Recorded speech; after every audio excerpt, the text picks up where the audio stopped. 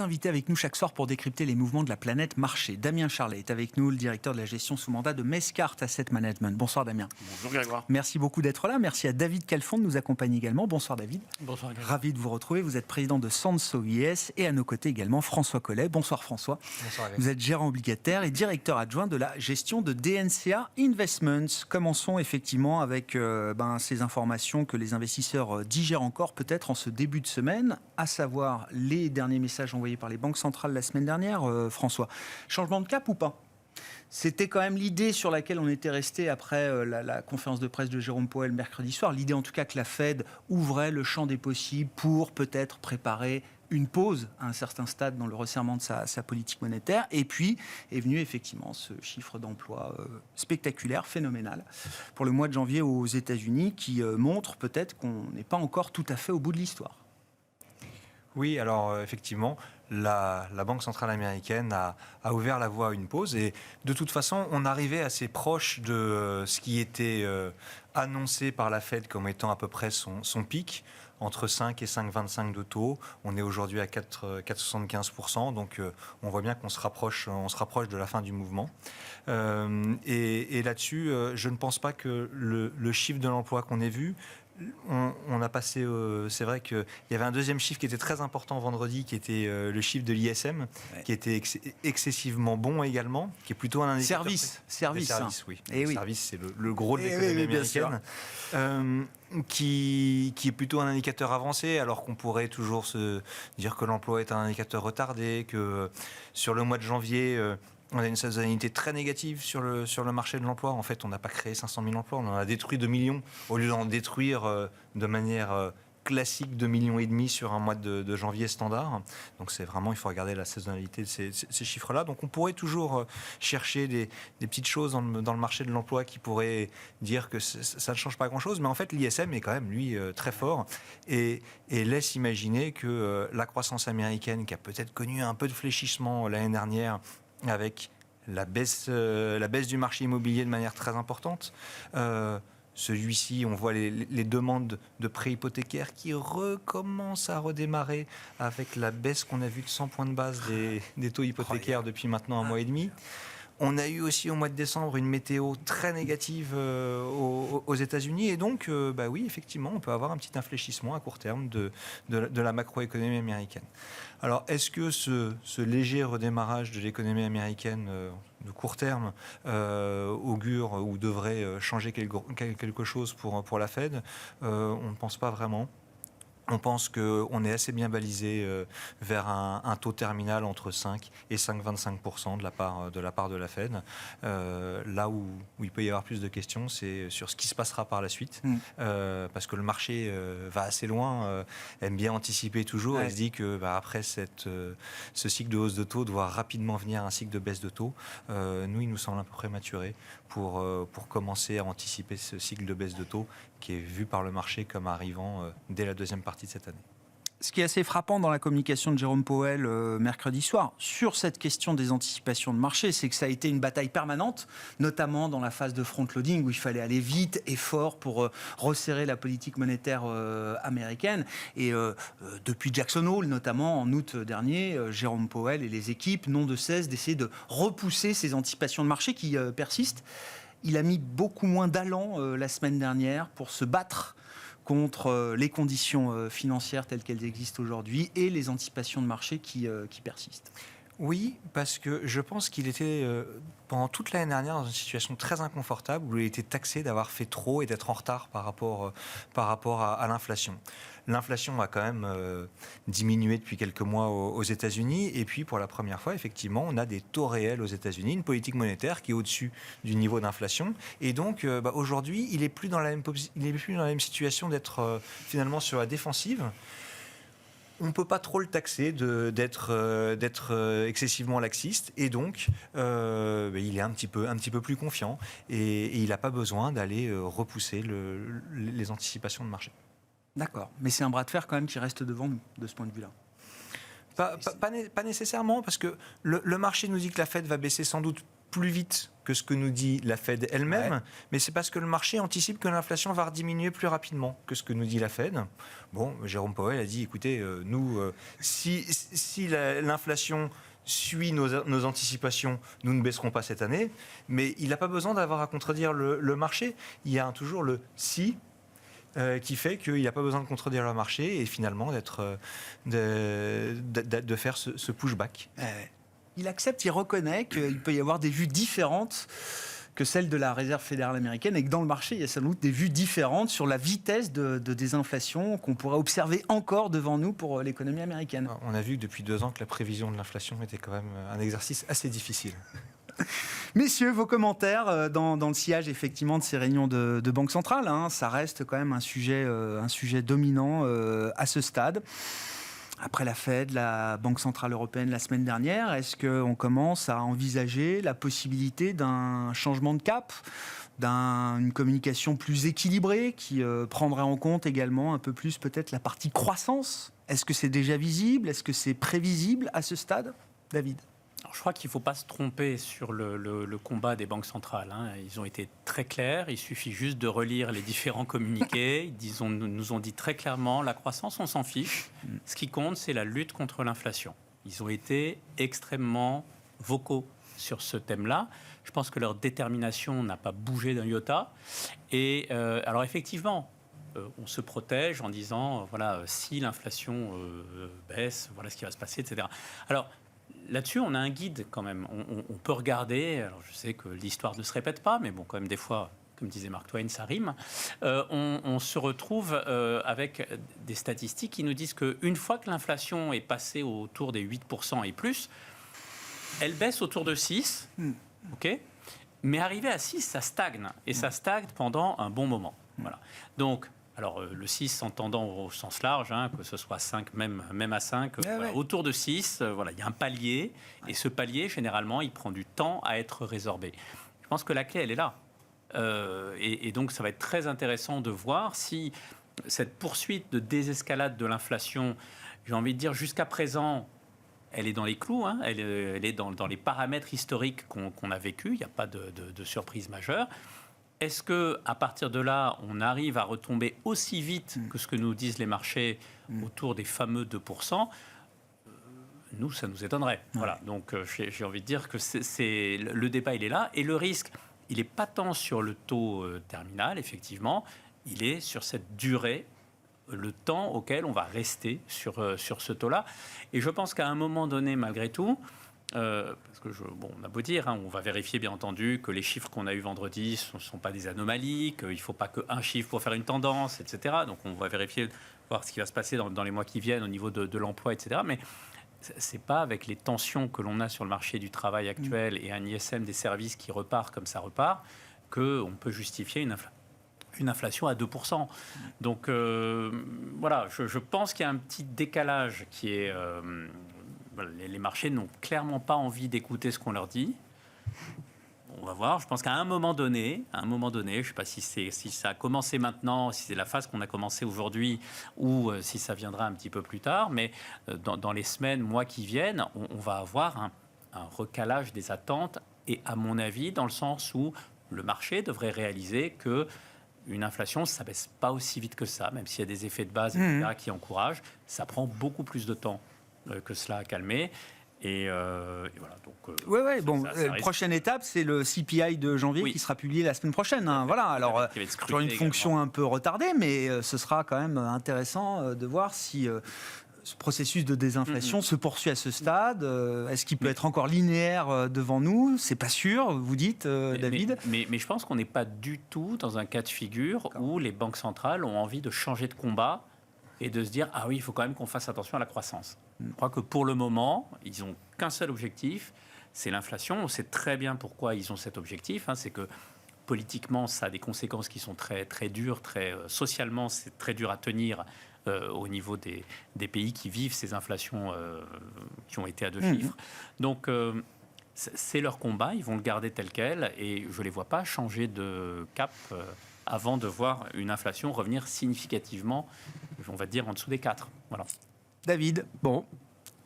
état des lieux, vos commentaires là sur les dernières communications de Banque Centrale, sachant encore une fois que c'est une partie importante, sans doute, on va parler du marché, mais de ce qui anime le marché depuis quelques semaines maintenant. L'idée que 2023 marquera un changement par rapport à 2022 sur le front des politiques monétaires.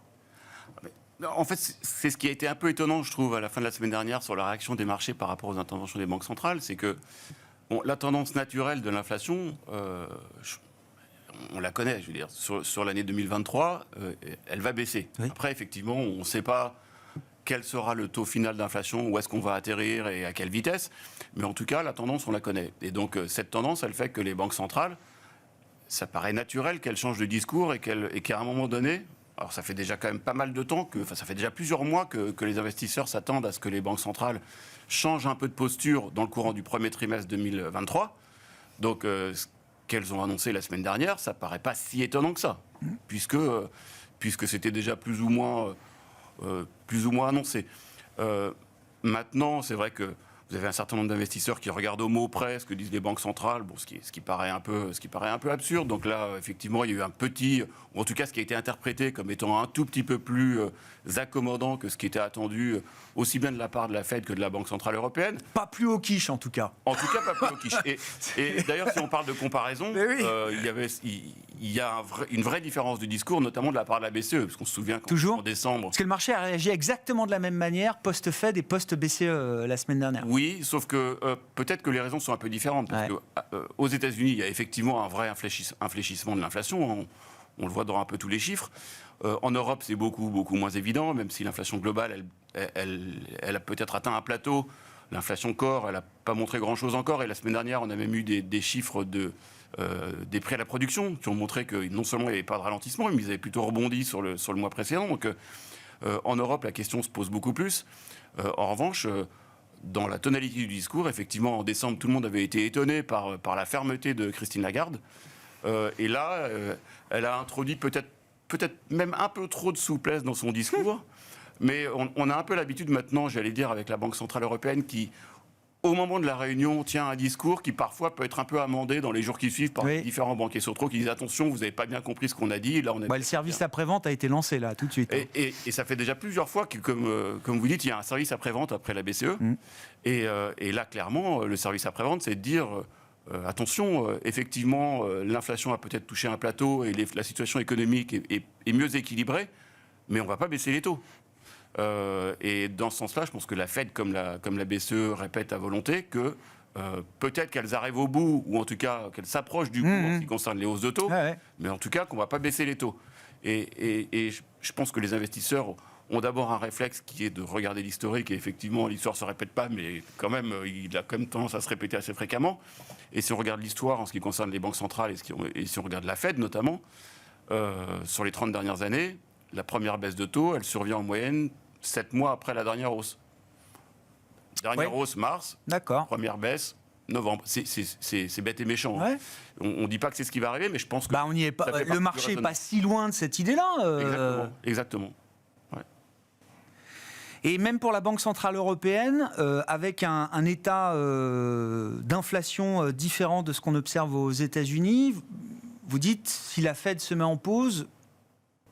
la BCE n'aura pas d'autre choix que de suivre ce mouvement, ou est-ce que la BCE peut se voir encore au quiche longtemps après que la Fed ait stoppé le resserrement? Pour l'instant, les prévisions ne sont pas très très éloignées, c'est-à-dire que la Fed, elle a peut-être une ou deux hausses de taux devant elle, et la BCE, on est un peu sur le même ordre d'idée, et les deux disent que de toute façon, leur décision sera très dépendante des données qui vont tomber. Donc, on n'est pas très éloigné. Maintenant, comme on le sait, il y a toujours un décalage entre l'économie européenne et les politiques monétaires entre les États-Unis et l'Europe.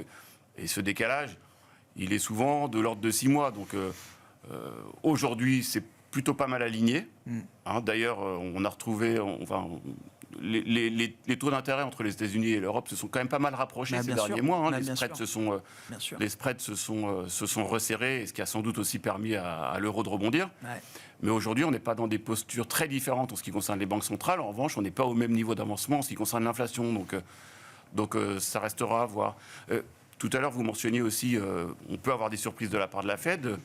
Jérôme Powell, je ne sais plus si c'est ce week-end, mais il a dit, quand quelqu'un lui a posé la question sur est-ce que vous allez être plus accommodant dans le futur, il a dit, vous verrez, ce dont on a discuté aux minutes de la Fed, qui vont être publiées. Oui, bien sûr. Oui. Et donc, on va voir ce qu'il y aura dans les minutes de la Fed, mais... La nature des discussions qui aura animé le dernier comité de politique monétaire. Mais pour terminer, je trouve que je disais que la réaction de marché m'avait étonné parce que je trouve que effectivement, l'économie va bien, va mieux. Les entreprises publient des bons résultats et c'est vrai qu'il n'y a pas trop d'alarmisme de ce point de vue-là. Mais on est clairement, en tout cas, on était clairement jusqu'à vendredi dans une psychologie particulièrement positive en ce qui concerne les prévisions de taux d'intérêt, d'inflation, sachant que ces derniers mois, on avait plutôt tendance à penser que si l'économie allait bien, c'était un risque pour l'inflation. Et là, ces derniers jours, on va dire ces 2 dernières semaines, l'économie va bien. Mais l'économie va bien, c'est un risque pour l'inflation, ça, on a oublié. Et ça, c'est peut-être ce qui est en train de revenir aujourd'hui et ce qui explique pourquoi le marché baisse aujourd'hui. En tout cas, il faut quand même constater qu'avec 3,4% de taux de chômage aux États-Unis aujourd'hui, on semble commencer à avoir une petite détente des pressions salariales, alors qu'en début d'année 2022, on avait un taux de chômage qui était un peu plus élevé, à 3,8%.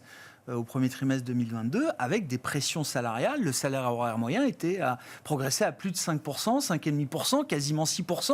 Il ne progresse plus que de 4,4% sur un an, selon le dernier rapport. C'est vrai.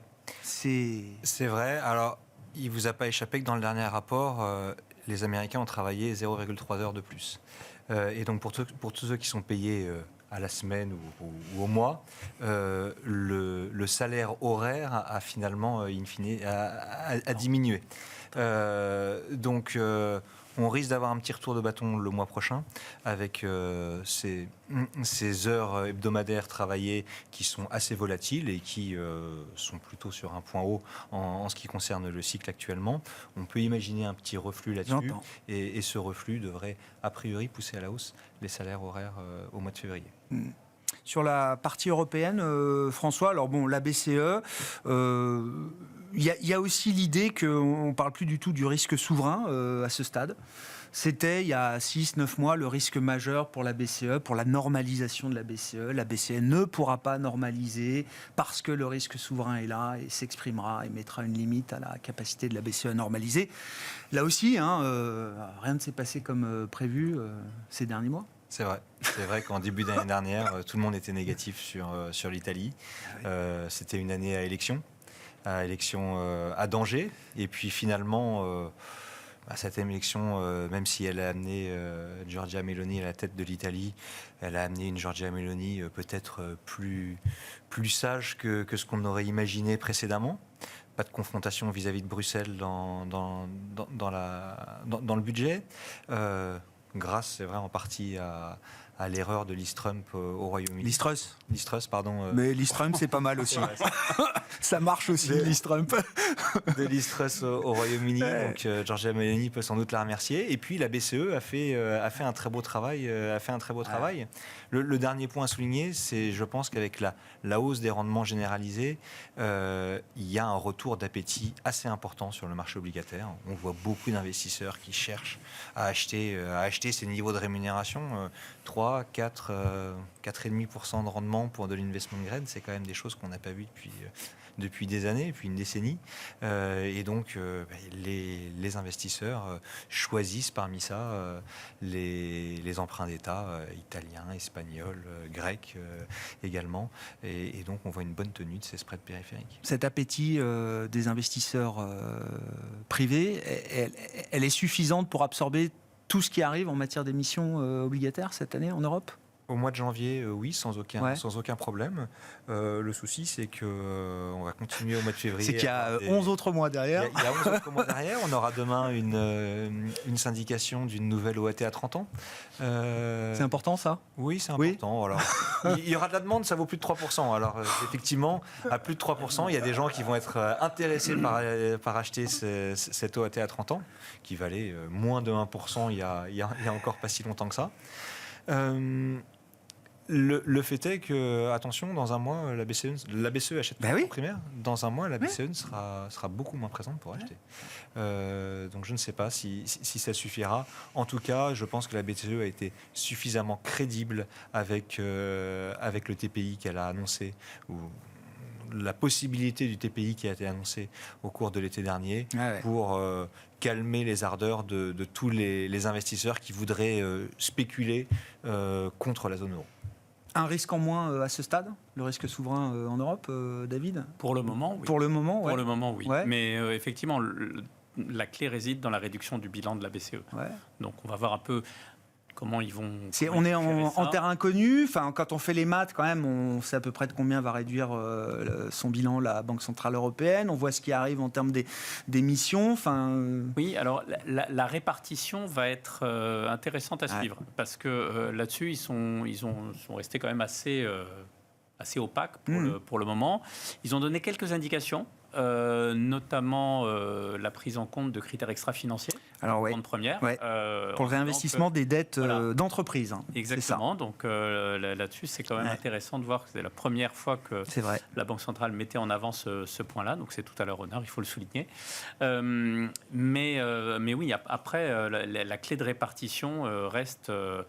très opaque. Je pense que c'est à juste titre, parce qu'ils veulent justement se garder cette marge de manœuvre pour pouvoir tempérer un petit peu les ardeurs des uns et des autres. Si on en vient au marché, Damien, un premier mois de janvier effectivement spectaculaire. Février commence peut-être avec l'idée d'une légitime consolidation. Néanmoins, ce qui frappe, c'est la vitesse à laquelle les informations sont intégrées par les investisseurs là, depuis le début de cette année 2023. Alors, à tort ou à raison, on verra. Il y a peut-être un biais de sélection dans le marché qui choisit les meilleures nouvelles par rapport à celles qu'il ne veut pas voir. J'en sais rien, mais en tout cas, ça va très vite. Alors, il faut voir une chose, c'est que effectivement, il y a un biais des investisseurs qui a changé très très vite. Mais à la fin de l'année dernière, les investisseurs étaient particulièrement négatifs, avec pourtant des bénéfices qui avaient bien augmenté en 2022 et des prévisions d'augmentation de bénéfices en 2023, crédibles ou pas crédibles, peu importe, j'allais dire à la limite. Mais en tout cas, on avait des marchés qui avait corrigé dans un contexte de hausse des bénéfices, donc les valorisations avaient fortement baissé. Donc c'est pas ce que le marché regardait. Absolument. De toute façon, la psychologie fait que les valorisations, à certains moments, elles montent à 18 et à d'autres, elles tombent à 10.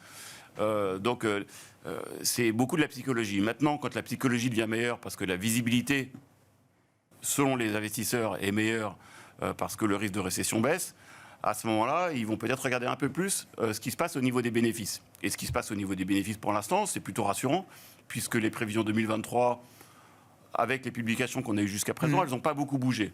C'est-à-dire qu'on est à peu près, je crois, à zéro de révision haussière ou baissière sur les marchés européens, et peut-être à moins 2, moins 3% de révision sur le marché américain. Ce qui nous donne quand même, malgré tout, encore des petites hausses de bénéfices en 2023.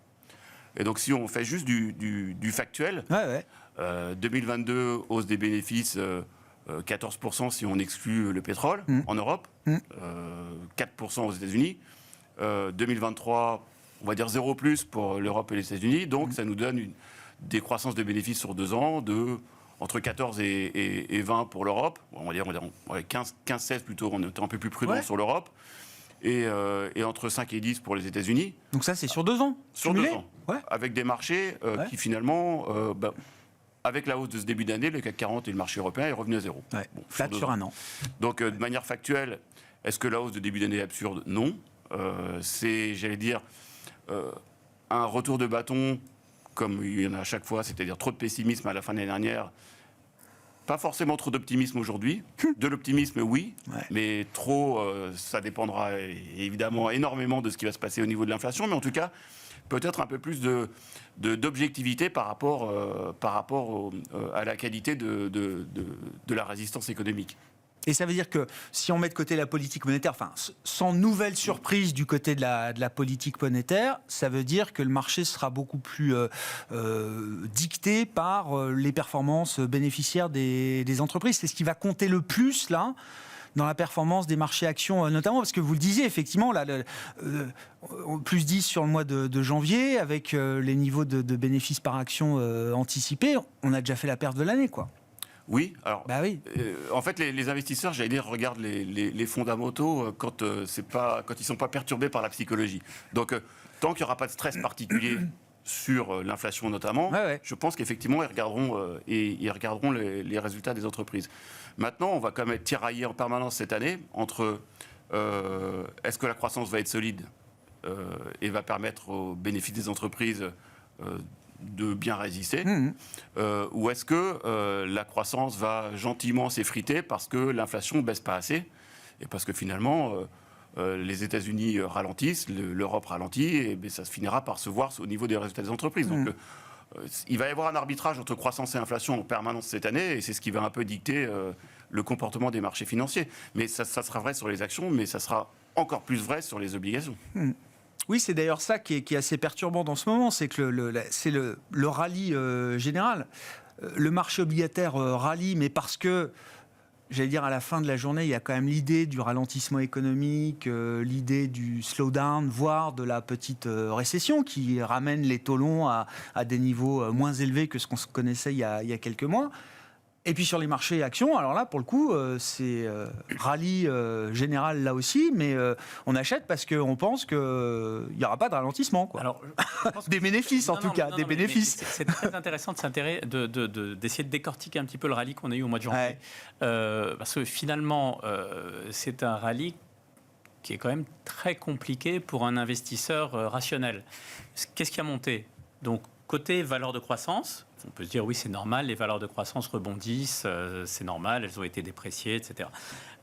Mais à l'intérieur de ces valeurs de croissance, qu'est-ce qui rebondit le plus? La techno non rentable. Donc les boîtes qui perdent de l'argent, voilà, c'est la techno non profitable. C'est un segment qui est assez bien identifié maintenant en termes de facteurs. Quand on regarde côté value, c'est les boîtes les plus cycliques, les plus risquées, les plus endettées qui rebondissent le plus. Donc, quel que soit l'environnement de marché, que ce soit au sein des valeurs de croissance, que ce soit au sein des valeurs décotées, globalement, j'ai envie de dire, ce sont les valeurs que vous n'avez pas envie de détenir qui ont monté. Il y a un manque de qualité dans ce rallye, vous trouvez, David? Très clairement.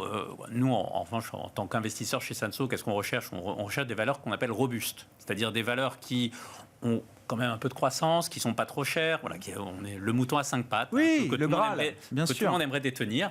Donc, on fait bien sûr des concessions sur un ou deux de ces facteurs, mais globalement, on cherche des sociétés bien équilibrées. Là, c'est pas du tout des valeurs équilibrées qui ont performé, quoi. C'était vraiment ce qu'on appelle le quatrième quartile, qui a les saletés qui remontent, oui. Alors, il n'y a pas que les saletés quand même. Non, pardon. Là c'est une vision agrégée. D'accord. Quand on descend factoriel, factoriel du rallye. D'accord. Exactement. C'est un peu l'autopsie du rallye. Très bien. Voilà. Mais bien entendu, quand on regarde à l'intérieur, il y a toujours des titres dont la hausse est tout à fait justifiée. Et c'est tout à fait normal. Mais globalement, avec un petit peu de recul, c'est un mouvement de marché qui est compliqué. Comment vous regardez la corrélation obligation-action, François? Elle est toujours très positive. Alors, dans le bon sens, parce que là, tout monte, mais c'était le cas pour le pire l'an dernier également, François. Cette corrélation, elle doit évoluer, il faut qu'elle évolue? Ce serait souhaitable pour les investisseurs, en tout cas, parce que effectivement, la diversification n'apporte pas grand-chose aujourd'hui.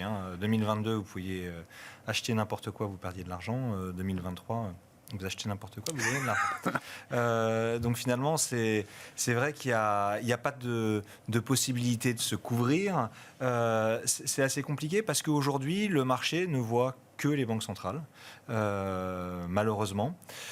Il n'y a pas encore de dynamique importante sur les révisions de bénéfices par action pour l'année. Alors on le verra peut-être petit à petit à un moment dans l'année. Le marché a vu la baisse de l'inflation, et c'est vrai que la baisse de l'inflation, la baisse des prix des matières premières qu'on voit depuis le début de l'année est quand même très positive pour le scénario du soft landing. Même Larry Summers, le principal opposant de la Fed l'année dernière, finit par admettre que ce scénario prend de l'ampleur. Donc oui, si on a ce soft landing, qu'on a moins d'inflation, Donc, qui dit moins d'inflation dit que les revenus réels vont réaugmenter et donc la croissance pourrait tenir un peu mieux.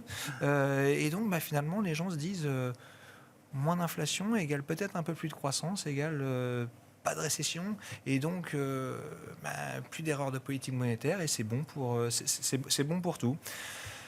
Soft landing, ça implique quand même un landing. Hein. Ouais. Non, mais parce que maintenant, il y a presque l'idée du no landing qui se développe. C'est-à-dire qu'il n'y aurait même plus d'atterrissage. Quoi. Enfin, Oui. Il va quand même, Oui, quand même falloir. on est d'accord. Oui. On est d'accord. Il faut quand même qu'il y ait un Si atterrissage. on veut que l'inflation baisse, après. C'est le but, je crois. Oui, non, mais... C'est vrai. Après, le risque de ce scénario, c'est quand même que les salaires restent supérieurs à l'inflation et qu'on ait effectivement une inflation qui baisse moins que ce qui est anticipé d'une part, mais d'autre part que ça comprime les marges des entreprises.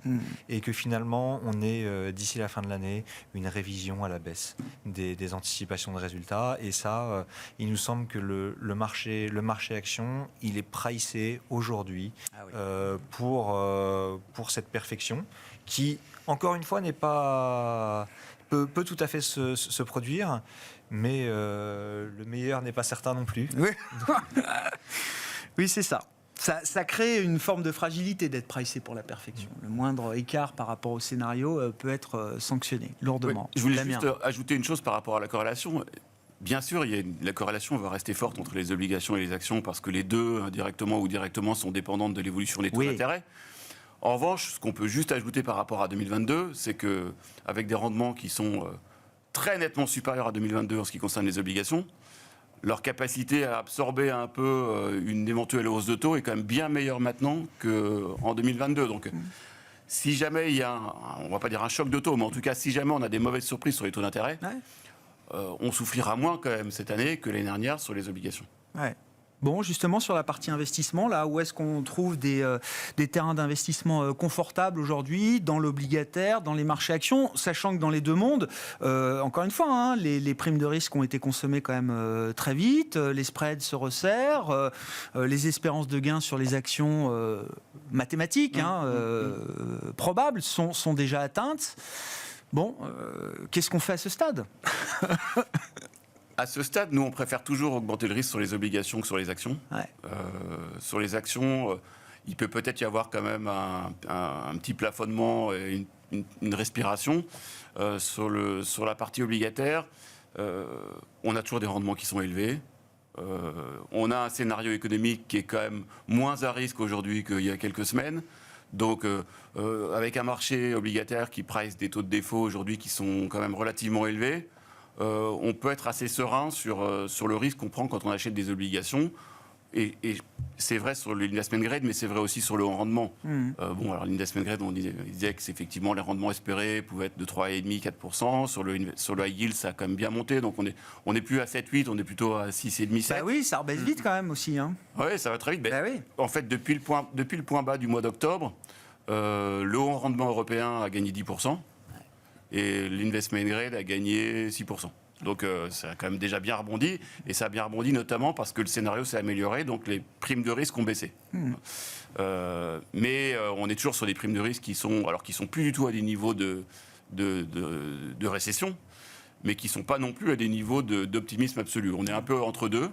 Donc il y a sans doute un petit peu à gratter au niveau des primes de risque si jamais le scénario se confirme comme étant... un soft landing. Idéal. Voilà. Idéal, non. Pas idéal, mais... Si, idéal par rapport à la situation. Oui. Idéal par rapport à il y a quelques mois. Oui. Mais voilà, c'est ça. Mais si jamais c'est un scénario qui est raisonnable, on va dire, a priori, avec les rendements qu'on a sur les obligations, on n'aura pas de mauvaise surprise. Et on ne se fera pas trop peur, on aura moins de volatilité potentiellement que sur les actions, même si on pense que cette année, dans un scénario comme celui-là, les actions seront positives et finiront l'année potentiellement plus haut qu'aujourd'hui. N'ayant pas envie de mettre du risque partout, on augmente le risque sur la partie obligataire. Ouais. David, sur la stratégie d'investissement. Je rajouterais une petite précision au scénario énoncé jusqu'à présent, c'est que nous on aime bien l'obligataire aussi, mais l'obligataire court terme au rendement Intéressant, court terme. ça. Je trouve qu'on est Pourquoi payé. ce choix Pourquoi le court high yield? Souvenez-vous du scénario que j'ai un petit peu esquissé, qui est un scénario où à un moment donné, les anticipations du marché et la vision de la Banque centrale vont devoir se recaler.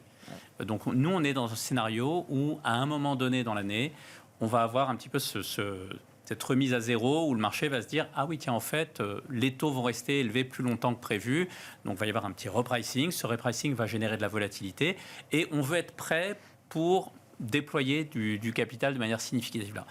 À ce moment-là, en attendant, on est quand même payé pour attendre. C'est-à-dire que sur de l'obligataire court terme au rendement, on est maintenant donc sur du, j'ai envie de dire 2024, donc c'est dans 2 ans, un peu moins de 2 ans, on a encore du 4,5% de portage.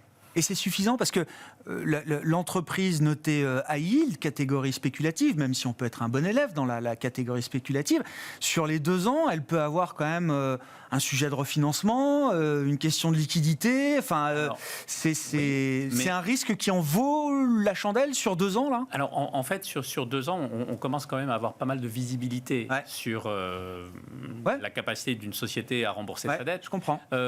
D'autant plus que le vrai mur de la dette, il n'est pas en 2024, il est un peu plus tard. Il est plutôt plus tard. Donc là-dessus, bon, je ne dis pas qu'il n'y a pas de casse, mais en faisant son travail à la fois en analyse des dossiers et à la fois en diversification, parce que, encore une fois, il n'est pas question de tout parier sur 5 ou 7 valeurs. On parle de portefeuilles qui ont plus d'une centaine de lignes. Donc, pour capter véritablement cette prime de rendement, on arrive finalement à avoir ces 4,5% de portage, ce qui nous permet d'être en position d'attendre sans trop perdre notre temps et d'être prêt à déployer du capital si jamais il y avait un événement de volatilité comme on l'anticipe. Ouais. Sur d'autres marchés, comme sur les marchés actions, quoi. Tout à fait. Par exemple. Oui, tout à fait, sur d'autres marchés.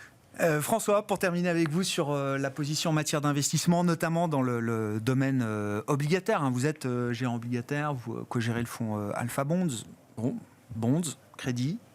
Là aussi, les choses sont allées très vite. Les espérances de gains sont atteintes rapidement. Bon, je vais malheureusement pas vous faire rêver. Il y a une classe d'actifs qu'on a oubliée quand même depuis une dizaine d'années et qui retrouve de l'intérêt, c'est le cash. Dans 6 semaines, on aura des taux de la BCE à 3%. C'est vrai que nous, il nous semble qu'avec ces marchés qui sont globalement pricés pour la perfection, oui, en partie, remettre un peu plus de cash en portefeuille, ça nous semble pas forcément une mauvaise idée.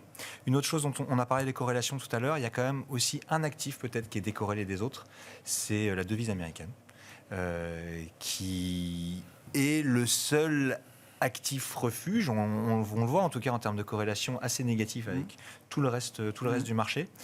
Et le dollar américain rapporte aussi en termes de cash 4,75 aujourd'hui, 5% sans doute après la prochaine réunion de la Fed.